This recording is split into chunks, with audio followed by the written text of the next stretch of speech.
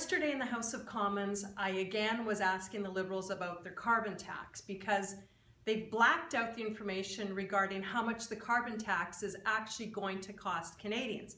Now listen, if you're from BC or you've been watching the news, you know that the carbon tax for British Columbians is making gas go through the roof, which apparently Justin Trudeau said he liked. So anyway, yesterday I'm asking the government, asking the Liberals about how much the carbon tax is going to cost. Do you think they answered? Questions, questions orales. The Honourable Opposition House Leader. You're here. Over the weekend, there were yet more reports of just how severely Canada's competitiveness is suffering.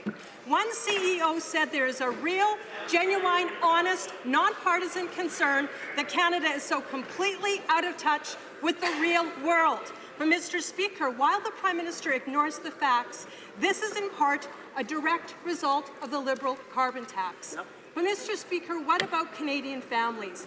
They too are going to suffer. What is the cost of the carbon tax on Canadian families? Honourable Minister of Finance. Mr. Speaker, I'd like to address the issue of Canadian competitiveness. We know that Canada has done exceptionally well over the last 2.5 years. Over the last year and a half, we've had the fastest growth among G7 countries. Canadians have created over 600,000 new jobs. We have among the lowest rates of unemployment we've seen in 40 years. Now, we know that Canadians are competitive because we know that Canada can compete around the world. We will continue to focus on how to improve that competitiveness, working together on issues of importance, considering how we can make sure that, for the long run, these positive results continue.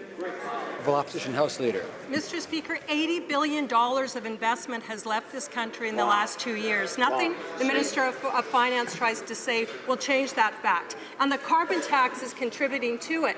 Now, the Liberals would have us believe that the carbon tax is going to magically fix all. It'll put an end to floods, droughts, and forest fires, apparently.